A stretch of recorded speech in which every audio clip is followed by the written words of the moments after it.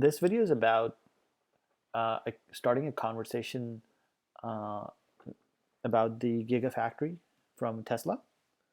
So Gigafactories are where the Gigafactory can be one of the two types. Uh, it either makes the Teslas and the battery packs. Yeah, it's either or. Uh, I'm not sure if the solar tiles because Solar City is now part of Tesla. So I don't know if the solar tiles are probably made at the Gigafactories as well. But it's one of the two functions: the battery packs or the Teslas right now. So the battery packs go in the house, so you can have a battery pack go in a house or a building, and the energy coming from the solar panels would go into the battery packs. So it has been speculated that 100 gigafactories would be enough to completely transition the entire world towards renewable energy. Elon Musk has spoken about this, and the actual quote is through this website, inverse.com. Uh, then the World Economic Forum picked up on this news about 2 years ago, and um, so just as a kind of like a reaffirmation or proof that this is actually possible. Um, so we're talking about all the energy needs of the entire planet, industrial slash commercial and residential needs, all houses, all buildings of different types, and all electric vehicles. Um, so in terms of cost, right now, one gigafactory costs on average 5 billion US dollars. Uh, what I'm not sure is the scale in the future.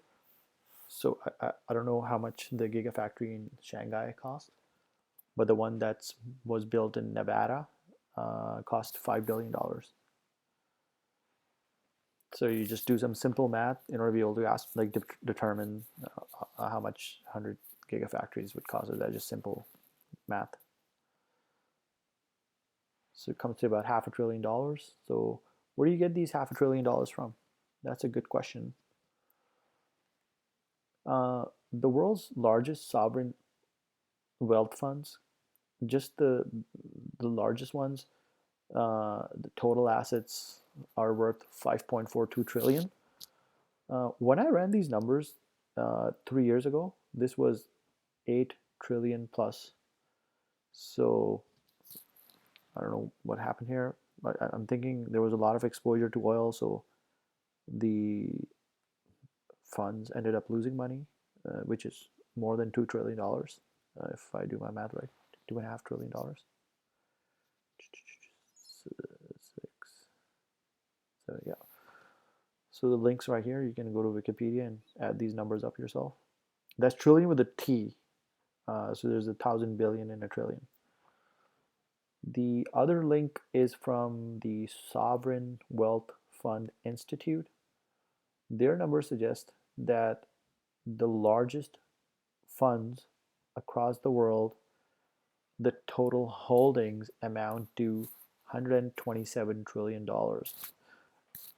Now I didn't dig too deep into these numbers. What I'm not sure is what kind of asset uh, categories go into this particular figure, because sometimes what happens is you would have things like a portion of the global real estate market, and that would also be considered as part of the overall uh, sum.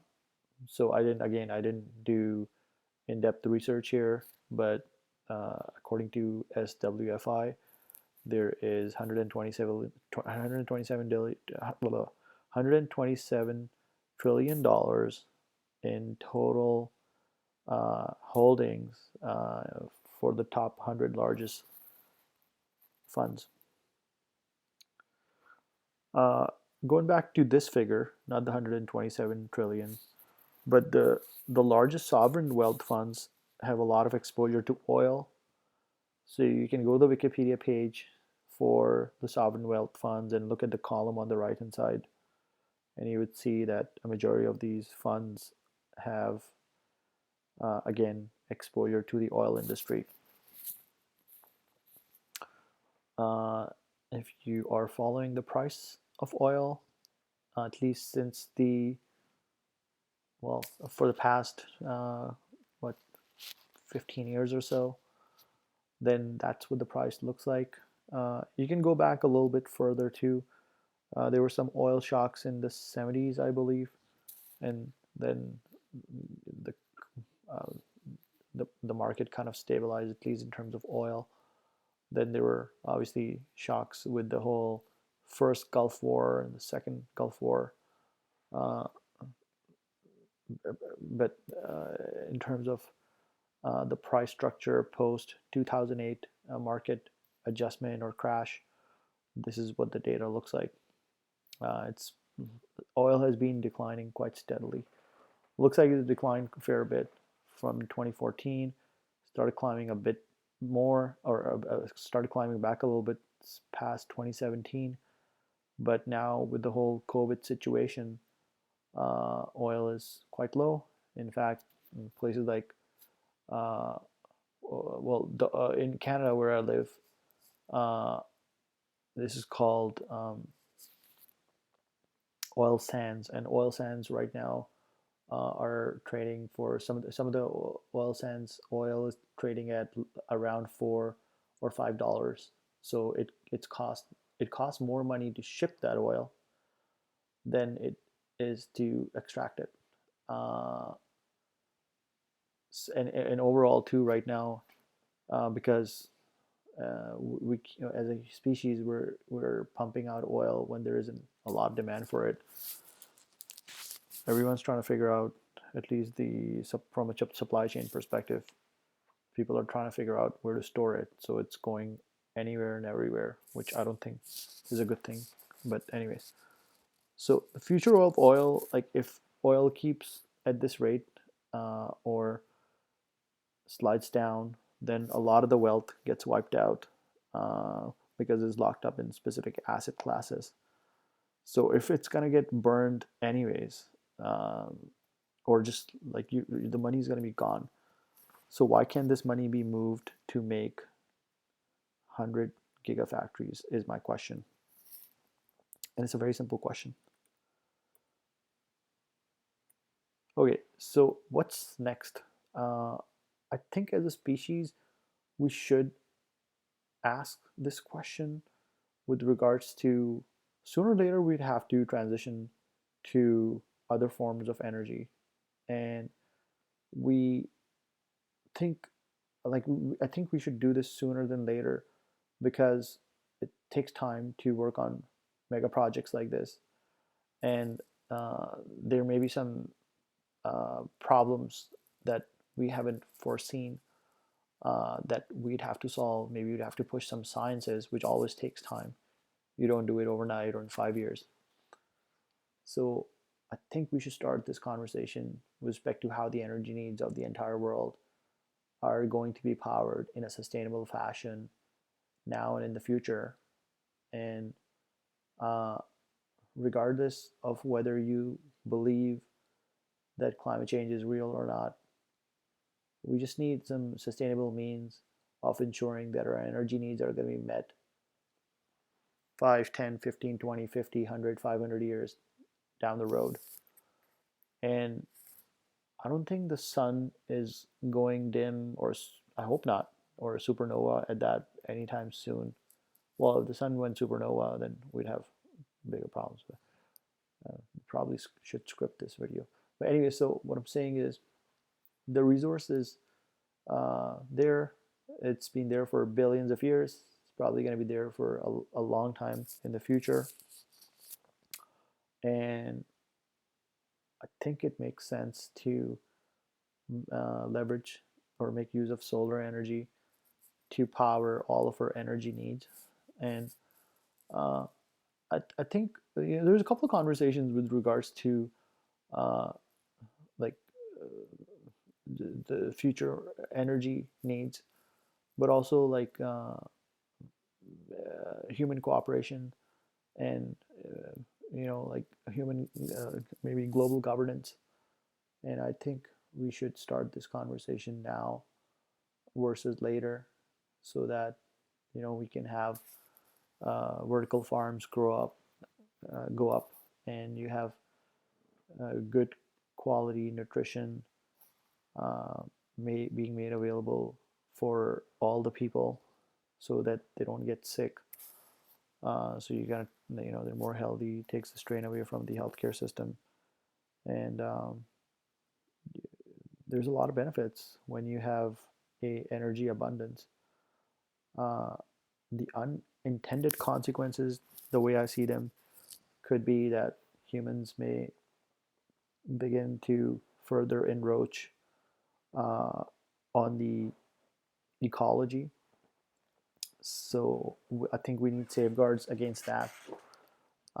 Specifically, like with more energy, it is possible that humans continue to make inroads into uh, like rainforests and other protected habitats, forests in general, or maybe not, because it depends on how you use the energy to realign and reform a lot of the industries.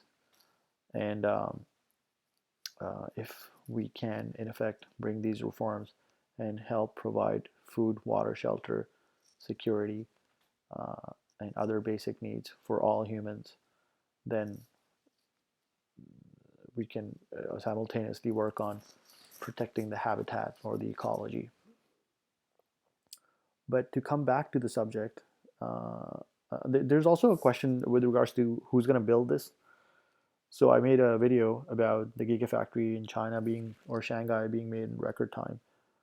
And at least from a North American perspective, I can see the U.S. Army Corps of Engineers, along with private companies, and a similar institution from a Canadian sense, working together to make these factories go up across North America.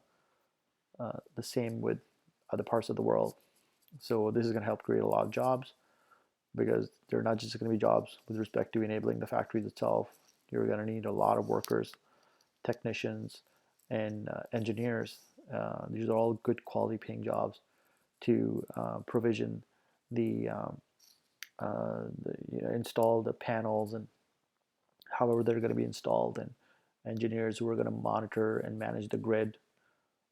There's going to be security required in order to be able to protect the grid. So from a perspective of cybersecurity and other security as well. Uh, and then there's going to be that mass effect with respect to the energy, and like I shared, and uh, how that energy can uh, power sustainable growth basically in a lot of different arenas.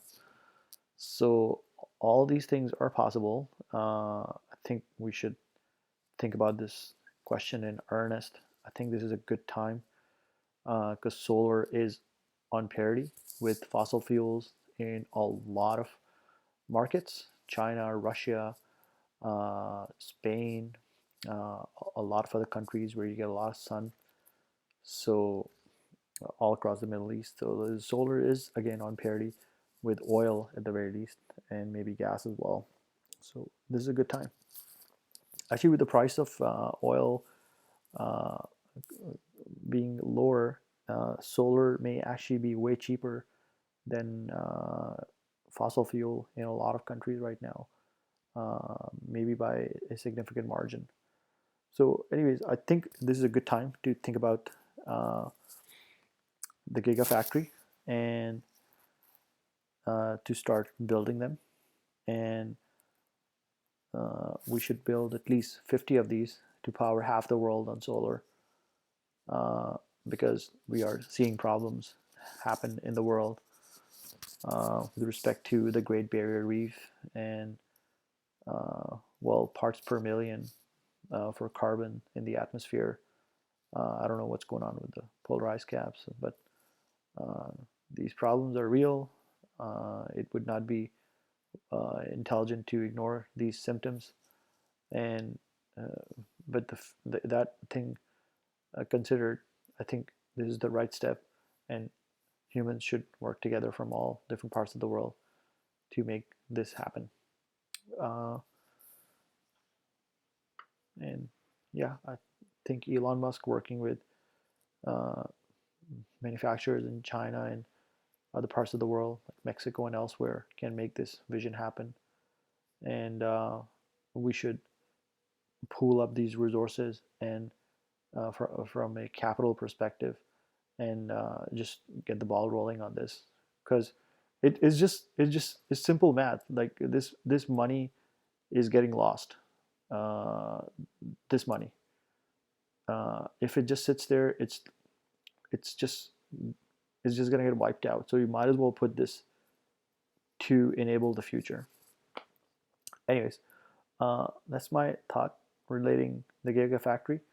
If you have any thoughts on this video, please feel free to share them in the comment section. I wish you a nice day. Thanks for watching.